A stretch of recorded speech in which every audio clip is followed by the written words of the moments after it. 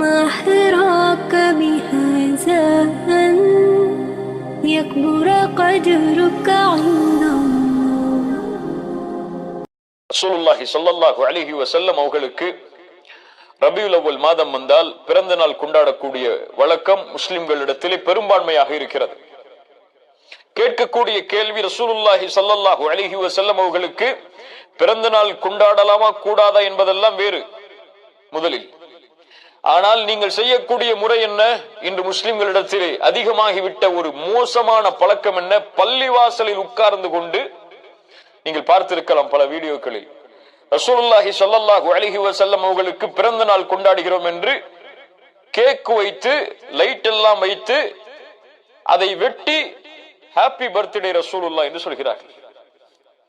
மஆதல்லாஹ் இயாது பில்லாஹ். இது யாருடைய கலாச்சாரம்? யார் இதற்கு அனுமதி அளித்தது? எந்த நபித்தோழர் ரசூலுல்லாஹி ஸல்லல்லாஹு அலைஹி வஸல்லம் உங்களுடைய பிறந்த நாளை கொண்டாடுமாறு கூறினார்? எந்த இமாம்? இமாம் ஷாஃபிஈ, இமாம் அபூ ஹனீஃபா, இமாம் மாலிக், அஹ்மத் பின் ஹம்பல் ரஹிமஹுமுல்லாஹ், இத்தனை இமாம்களில் யார் ரசூலுல்லாஹி ஸல்லல்லாஹு அலைஹி வஸல்லம் உங்களுடைய பிறந்த நாளை முக்கியத்துவப்படுத்தினார்கள்? ஏன் ரபியுல் அவ்வல் மாதம் ரசூலுல்லாஹி ஸல்லல்லாஹு அலைஹி வஸல்லம் அவங்களுடைய பிறந்த மாதம் மட்டும்தானா? ஒன்று தெரியுமா? ரசூலுல்லாஹி ஸல்லல்லாஹு அலைஹி வஸல்லம் பிறந்த மாதம் எதில் என்று கூட அறிஞர்கள் மத்தியில் பல கருத்து வேறுபாடு உண்டு. ஆனால் ரசூலுல்லாஹி ஸல்லல்லாஹு அலைஹி வஸல்லம் இறந்த மாதம் ரபியுல் அவ்வல் மாதம். ரசூலுல்லாஹி ஸல்லல்லாஹு அலைஹி வஸல்லம் இறந்த மாதம் ரபியுல் அவ்வல் மாதம். அவருடைய பிறப்பை விட இறப்பு சோகமான ஒரு விஷயம் இல்லையா? அதுவும் நபியுடைய இறப்பு, இறக்கப்பட்ட மாதம், கேக் வைத்து ஆடல் பாடல்களோடு ஹூ ஹூ என்று சில தக்பீர் தஸ்பீஹுடைய முழக்கங்களோடு யார் வழிமுறை செய்த செயல் என்று கூட அறியாமல் பல முஸ்லிம்கள் செய்யக்கூடியதை பார்க்கிறோம். கேள்வி ஒன்றுதான், யார் அனுமதித்தது? இது நன்மை என்று நீங்கள் செய்தால் இந்த நன்மை ரசூலுல்லாஹி ஸல்லல்லாஹு அலைஹி வஸல்லம் அவர்களால் அனுமதிக்கப்பட்ட நன்மையா? ஒரு செய்தியை கேளுங்கள். சயீத் இப்னு முஸையிப் ரஹிமஹுல்லாஹ் ஒரு மிகப்பெரிய அறிஞர், தாபிஈ, ஹதீஸ் தஃப்சீர் கலையில் மிக மூத்த அறிஞர், சஹாபாக்களுடைய பல சஹாபாக்களின் மாணவர். ஒரு முறை பள்ளிக்கு செல்கிறார்கள். ஃபஜ்ருடைய தொழுகைக்கு பிறகு அமர்ந்திருக்கிறார்கள். ஒரு மனிதர் வேக வேகமாக ஃபஜ்ருடைய தொழுகைக்கு பிறகு வருகிறார். தொழுது கொண்டே இருக்கிறார். 2 ரக்அத்திற்கு மேலாக பல சுஜூத், பல ருக்கூஐ செய்து கொண்டே இருக்கிறார். சயீத் இப்னு முஸையிப் அவரை அழைத்தார்கள். அழைத்து சொன்னார்கள், தோழரை என்ன செய்கிறாய்? ரசூலுல்லாஹி ஸல்லல்லாஹு அலைஹி வஸல்லம் இப்படி அதிகமாக ஃபஜ்ருடைய தொழுகைக்கு பிறகு தொழுததை நான் பார்த்ததில்லையே, நான் கேள்விப்பட்டதில்லையே, அப்படி ஹதீஸ் இல்லையே. அப்ப அந்த மனிதர் கேட்டார், யா அபா முஹம்மத், யுஅذبني الله على الصلاة, நான் தொழுகிறேன் பள்ளிவாசலில், இந்த தொழுகைக்காக அல்லாஹ் என்னை தண்டிப்பானா? நன்மை தானே செய்றேன், தொழுதானே செய்றேன், இதுக்காக அல்லாஹ் என்ன தண்டிப்பானா? சயீத் இப்னு முஸையிப் ரஹிமஹுல்லாஹ் சொன்னார்கள், காலலா, தொழுவதால் எல்லாம் அல்லாஹ் உன்னை தண்டிக்க மாட்டான். தொழுகை எல்லாம் தண்டனைக்குரிய அமல் அல்ல. நீங்கள் செய்யக்கூடிய தஸ்பீஹ் எல்லாம் தண்டனைக்குரிய அமல் அல்ல. வலாக்கின் யுஅذிபுக அலா ஹிலாஃபிஸ் சுன்னஹ், ரசூலுல்லாஹ்வுடைய வழிமுறைக்கு நீங்கள் மாற்றம் செய்வதால் அல்லாஹ் தண்டிப்பான். ரசூலுல்லாஹ் அனுமதிக்காத முறையில் நீங்கள் ஃபஜ்ருக்கு பிறகு இவ்வளவு ரக்அத்துகள் தொழுவதால் அல்லாஹ் தண்டிப்பான். தொழுவதால் தண்டனைகள். ஆனால் ஹிலாஃபுஸ் சுன்னஹ், சுன்னாவிற்கு மாற்றம் செய்வதால், நீங்கள் ரசூலுல்லாஹ்வை புகழ்வது தவறல்ல, ஆனால் அது முறை அமைக்கப்பட்ட முறை அல்லாத வேறு முறையில், எந்த நபித்தோழரும் காட்டாத வழிமுறையில் செய்வதுதான் தவறு. ஏராளமான உதாரணங்களை நபித்தோழர்களுடைய வாழ்க்கையிலும் இன்னும் அறிஞர்களுடைய வாழ்க்கையிலும் இதற்கு உதாரணமாக சொல்லலாம். சஹாபாக்களுடைய வாழ்க்கையில் ஒரு நிகழ்வு நடக்கிறது. அந்த நிகழ்வை உங்களுக்கு குறிப்பிட்டால் நான் மேலே சொன்ன அந்த முன்னுரைகள் எல்லாம் உங்களுக்கு தெளிவாக புரிய வரும். அபுல் மூஸா அல்-அஷ்அரி ரலியல்லாஹு அன்ஹு கூஃபாவிற்கு ஒரு முறை செல்கிறார்கள். கூஃபாவிற்கு சென்று ஒரு பள்ளிவாசலில் உள்ளே நுழைகிறார்கள். அந்த பள்ளிவாசலுக்கு உள்ளே சென்று பார்த்தால் சில மக்கள் தங்களுக்கென்று சில ஹலக்காவை, ஒரு அமர்வை ஏற்படுத்தி கொண்டு எல்லோரும் உட்கார்ந்து கொண்டிருக்கிறார்கள். ஒவ்வொரு குழுவிலும், அவங்க உட்கார்ந்து இருக்கக்கூடிய ஒவ்வொரு குழுவிலும் அவர்களுக்கு முன்னால் சில கற்கள் இருக்கிறது. என்ன செய்கிறார்கள்? அவர்கள் கற்களில் வைத்திருக்கக்கூடிய கற்களை கொண்டு கப்பிரு மிஅத்தன், ஒருவர் சொல்கிறார் 100 முறை தக்பீர் சொல்லுங்கள் என்று. அங்கே இருக்கக்கூடிய எல்லோரும் சொன்னார்கள் எல்லோரும் 100 முறை தக்பீர் சொன்னார்கள். அந்த கல்லை வைத்துக் கொண்டவர் ஏதோ செய்து கொண்டு 100 முறை தக்பீர் சொல்லுங்கள் என்று சொல்கிறார். அங்கிருந்து எல்லோரும் சொன்னார்கள் 100 முறை அல்லாஹுவை புகழ்ந்தார்கள். இன்னொரு முறை சொன்னார்கள் 100 முறை அல்லாஹுவை நீங்கள் தஹ்லீல் செய்யுங்கள், அல்லாஹ்வை துதியுங்கள் என்று. 100 முறை எல்லோரும் அல்லாஹ்வை துதிக்க ஆரம்பித்தார்கள். அதற்கு பிறகு தஸ்பீஹ் செய்யுங்கள், சுப்ஹானல்லாஹ் என்று சொல்லுங்கள் என்று அவர் அந்த கற்களை உயர்த்தி சொன்னார். அங்கிருந்த எல்லோரும் சுப்ஹானல்லாஹ் என்று சொன்னார்கள்.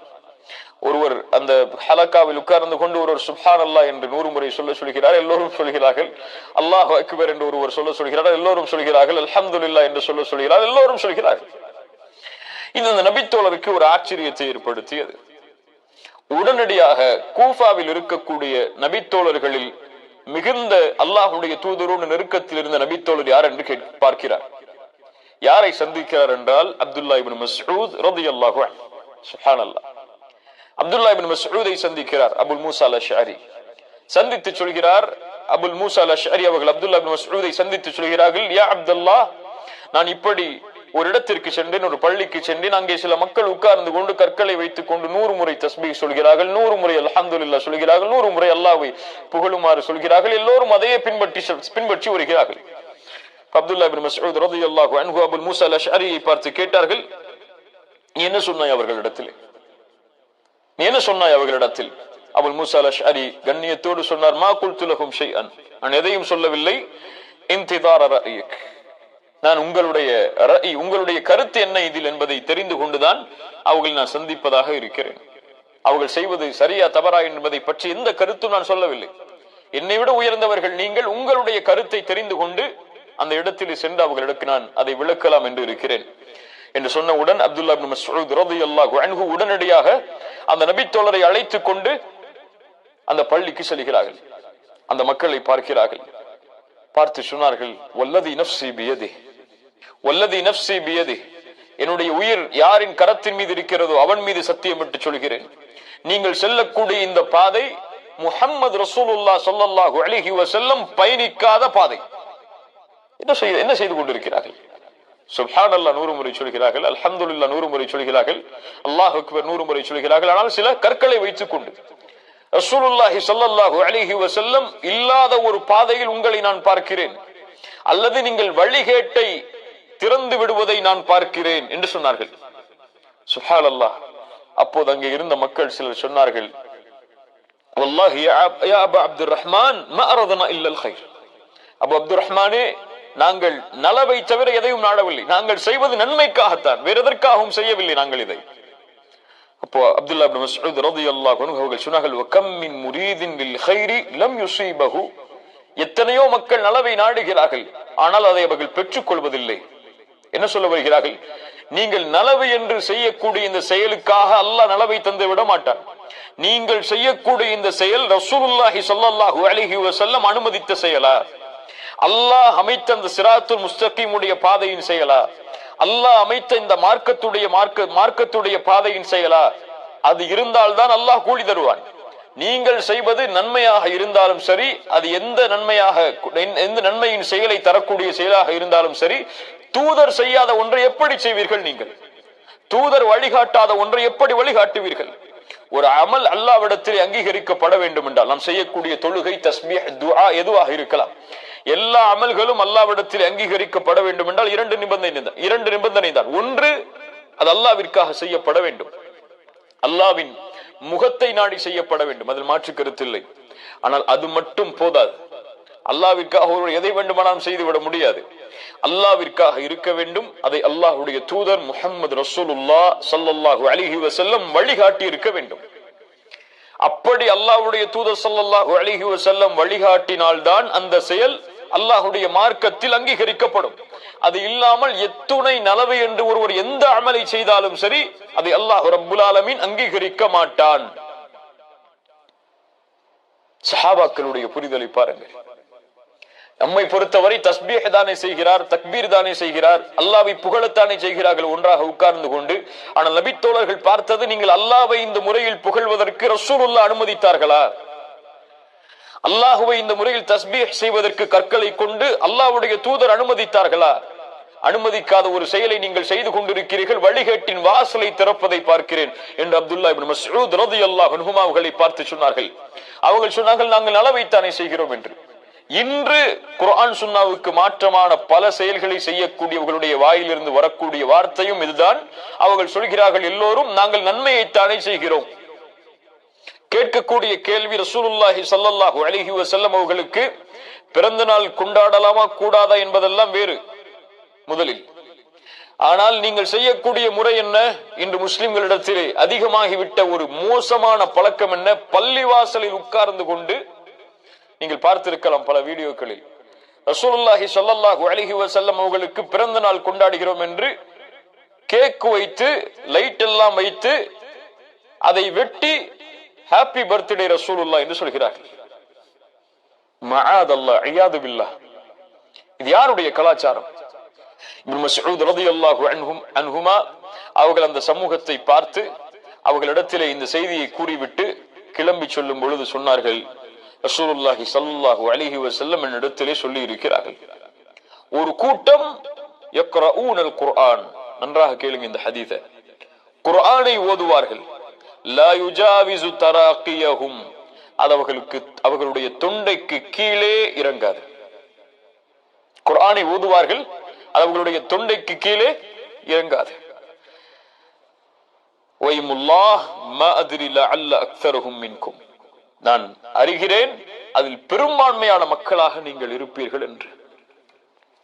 யாரை பார்த்து சொன்னார்கள்? அல்லாஹ்வை 100 முறை புகழ்கிறார்கள், 100 முறை தஸ்பீஹ் செய்கிறார்கள், 100 முறை தக்பீர் செய்கிறார்கள். கற்களை கொண்டு அவர்களை பார்த்து சொன்னார்கள், நீங்கள் செய்யாத இந்த செயல் ரசூலுல்லாஹி ஸல்லல்லாஹு செய்கின்ற இந்த செயல் ரசூலுல்லாஹி அனுமதித்ததல்ல. ரசூலுல்லாஹ் ஒரு கூட்டத்தை பற்றி சொன்னார்கள், அவர்கள் குர்ஆனை ஓதுவார்கள், அவர்களுடைய தொண்டைக்கு கீழே அது இறங்காது என்று. அந்த கூட்டமாகத்தான் உங்களை நான் பார்க்கிறேன் என்று கூறி திரும்பி சென்றார்கள். அம்ர் இப்னு சலமா அவர்கள் சொல்கிறார்கள், இந்த கூஃபாவில் உட்கார்ந்து கொண்டு அப்துல்லா இப்னு மஸ்ஊத் ரலியல்லாஹு அன்ஹுமா பேசிய இந்த கூட்டம் தான் நஹ்ரவான் என்ற இடத்தில் அலி இப்னு அபி தாலிப் அவர்களுக்கு எதிராக போராடினார்கள். ஹவாரிஜிகள், இஸ்லாமிய மார்க்கத்தில் ஏற்பட்ட முதல் கொள்கை குழப்பத்துடைய ஒரு கூட்டம் ஹவாரிஜிகள். அலி இப்னு அபி தாலிபை காஃபிராக்கி அவர்களோடு போர் செய்தார்கள். அவர்கள்தான் இந்த பள்ளிவாசலில் உட்கார்ந்து கொண்டு இப்னு மஸ்ஊத் இடத்திலே பேசியவர்கள். அல்லாஹ் ரப்புல் ஆலமீன் நமக்கு தெளிவை தருவானாக. கண்ணியத்துக்குரியவர்களே, ரசூலுல்லாஹி ஸல்லல்லாஹு அலைஹி வஸல்லம் தங்கள் வாழ்வில் எப்போதெல்லாம் அல்லாஹ்வுடைய மார்க்கத்தை எடுத்து சொல்வதற்காக குத்பாவுடைய மேடையில் ஏறுவார்களோ அப்போதெல்லாம் அவர்கள் தங்களுடைய சப்தங்களை உயர்த்தி சொல்லுவார்கள், அம்மா பஅத் ஃபஇன்ன கைரல் ஹதீஸ் கிதாபுல்லாஹ், வார்த்தையில் புத்தகத்தில் சிறந்தது அல்லாஹ்வுடைய புத்தகமாகும். வ கைருல் ஹுதா ஹுதா முஹம்மதின் ஸல்லல்லாஹு அலைஹி வஸல்லம், நேர்வழியில் சிறந்தது ரசூலுல்லாஹி ஸல்லல்லாஹு அலைஹி வஸல்லம் அவர்கள் அமைத்து தந்த நேர்வழியாகும். வ ஷர்ருல் உமூரி முஹ்தஸாத்துஹா, காரியங்களில் மிக கெட்டது புதுமைகளாகும். வ குல்லு பித்அத்தின் ضلالة, அல்லாஹ்வுடைய மார்க்கத்தில் ஏற்படுகின்ற ஒவ்வொரு பித்அத்தும் ஒவ்வொரு புதுமைகளும் வழிகேடுதான். வ குல்லு ضلالة في النار, எல்லா வழிகேடுகளும் நரகத்தை நோக்கிதான் அழைத்து செல்லும். ரசூலுல்லாஹ் ஸல்லல்லாஹு அலைஹி வஸல்லம் அவர்கள் ஒரு முறை சஹாபாக்களுக்கு அறிவுரை செய்யும் பொழுது சொன்னார்கள், ஃபஇன்னஹு மய்யஇஷ் மின்கும் யரா பஅதி இக்திலாஃபன் கஸீரா, எனக்கு பிறகு வாழக்கூடிய மக்கள் அதிகமான கருத்து வேற்றுமைகளை பார்ப்பீர்கள். அல்லாஹ்வுடைய தீனில் ஏராளமான கருத்து வேற்றுமைகளை பார்ப்பீர்கள். இன்னும் ரசூலுல்லாஹ் ஸல்லல்லாஹு அலைஹி வஸல்லம் சொன்னார்கள், சயகூனு ஃபி ஆகிரி உம்மத்தி உனாசுன் யுஹத்திஸூனகும் மா லம் தஸ்மஉ அன்தும் வலா ஆபாவுக்கும் ஃபஇய்யாக்கும் வஇய்யாஹும். அல்லாஹு அக்பர். எச்சரிக்கையை கேளுங்கள். கடைசி சமூகத்தில் ஒரு மக்கள் தோன்றுவார்கள் என்னுடைய சமூகத்தில் இருந்து. இறுதி மறுமை ஏற்படுவதற்கு முன்னால் ஒரு சமூகம் என்னுடைய உம்மத்தில் இருந்து தோன்றும். அவர்கள் செய்திகளை அறிவிப்பார்கள். அதை நீங்களோ உங்களுடைய முன்னோர்களோ கேள்விப்பட்டே இருக்க மாட்டீர்கள். ஆனால் அவர்கள் தீன் என்று சொல்லுவார்கள். அதை ரசூலுல்லாஹ் சொன்னார்கள், ஃபஇய்யாக்கும், அவர்களை குறித்து நான் உங்களுக்கு எச்சரிக்கை செய்கிறேன். வஇய்யாஹும், நீங்களும் அவர்களை விட்டு தூரமாக இருந்து கொள்ளுங்கள். அவர்களும் எச்சரிக்கைக்குரியவர்கள் தான், நீங்களும் அவர்களை விட்டு தூரமாகி விடுங்கள். நீங்கள் கேள்விப்படாத செய்திகளை எல்லாம் உங்களுடைய முன்னோர்கள் கேள்விப்படாத செய்திகளை எல்லாம், உங்களுடைய முன்னோர்கள் என்றால் யார்? நபித்தோழர்கள், அவர்களை பின்பற்றியவர்கள், அந்த இமாம்கள், அந்த அறிஞர்கள் செய்யாத காரியங்களை எல்லாம் அவர்கள் மார்க்கமாக செய்வார்கள். ரசூலுல்லாஹ் ஸல்லல்லாஹு அலைஹி வஸல்லம் அப்போதுதான் சொன்னார்கள், அதிகமான கருத்து வேற்றுமைகளை பார்ப்பீர்கள். அந்த கருத்து வேற்றுமைகள் வரும்போது நீங்கள் நேரான பாதையில் பயணிக்க வேண்டும் என்றால் நீங்கள் செய்ய வேண்டியது ஒன்றுதான், ஃபஅலைக்கும் பிசுன்னதி, நீங்கள் என்னுடைய வழிமுறையில் நிலைத்திருங்கள். நான் அந்த செயலை அனுமதித்திருக்கிறேனா என்று பாருங்கள், என் சுன்னாவில் அதனுடைய வழிகாட்டல் இருக்கிறதா என்று பாருங்கள். அதற்கு பிறகு சொன்னார்கள், வசுன்னத்துல் குலஃபாஇர் ராஷிதீனல் மஹ்தியின், நேர்வழி பெற்ற எனக்கு பிறகு வரக்கூடிய ஹலீஃபாக்களாகிய அந்த நபித்தோழர்களுடைய வழிமுறையில் அது இருக்கிறதா என்று பாருங்கள். இதுதான் சிராத்துல் முஸ்தகீமுடைய பாதையை, அந்த பாதையில் நாம் இருக்கிறோமா இல்லையா என்பதற்கு எடை போடக்கூடிய அளவுகோல். என்ன அளவுகோல்?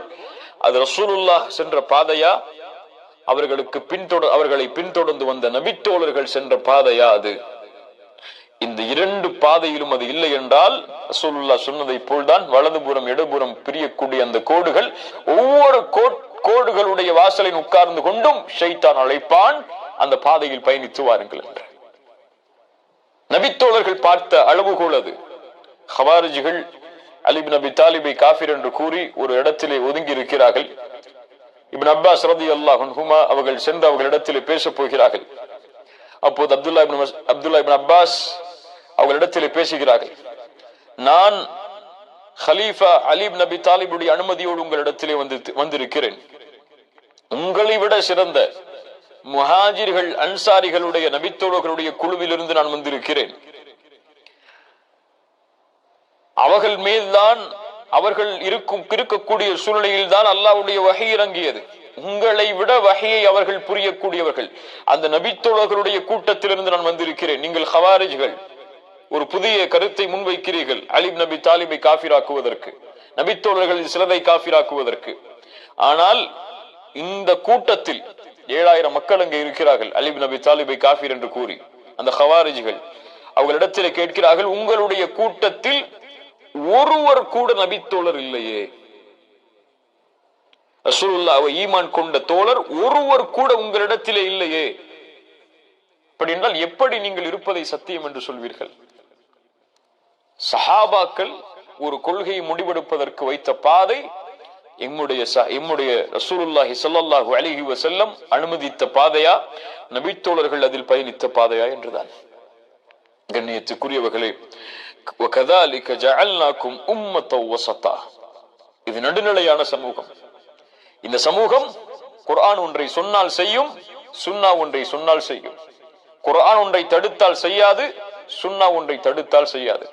அந்த குர்ஆன் சுன்னாவில் வழிகாட்டப்படாத எந்த ஒரு செயலும் நன்மையாக இருக்காது. அது நன்மையாக கருதி ஒருபோதும் இந்த சமூகம் செய்யாது. உம்மத்தோ வஸத்தா, இது நடுநிலையான சமூகம். ரசூலுல்லாஹி ஸல்லல்லாஹு அலைஹி வஸல்லம் சொன்னார்கள், தரக்துக்கும் அலல் பைதா லைலுஹா கனஹாரிஹா, உங்களை வெளிச்சமாக இருக்கக்கூடிய ஒரு பாதையில் விட்டு செல்கிறேன். குர்ஆன் சுன்னாவில் அதனுடைய இரவும் பகலை போன்றுதான். அதில் எதுவும் மூடல் கிடையாது, எதுவும் மறைக்கப்பட்டது கிடையாது, எல்லாம் முழுமையாக்கப்பட்டது. அல் யௌம அக்மல்து லக்கும் தீனக்கும் வ அத்மம்து அலைக்கும் நிஅமதி வ ரதீது லக்குமுல் இஸ்லாம் தீனா, அப்படிப்பட்ட மார்க்கத்தில் உங்களை நான் விட்டு செல்கிறேன் என்று ரசூலுல்லாஹ் ஸல்லல்லாஹு அலைஹி வஸல்லம் அவர்கள் சொன்னார்கள். அல்லாஹ்வுடைய தூதர் ஸல்லல்லாஹு அலைஹி வஸல்லம் சொன்னார்கள், லா தஸாலு தாயிஃபத்தும் மின் உம்மதி ஸாஹிரீன அலல் ஹக், என்னுடைய சமூகத்தில் ஒரு கூட்டம் கடைசி வரை, மறுமை ஏற்படும் வரை சத்தியத்தில் நிலைத்திருக்கும். அல்லாஹ் அந்த கூட்டத்தில் எம்மை ஆக்கட்டும்.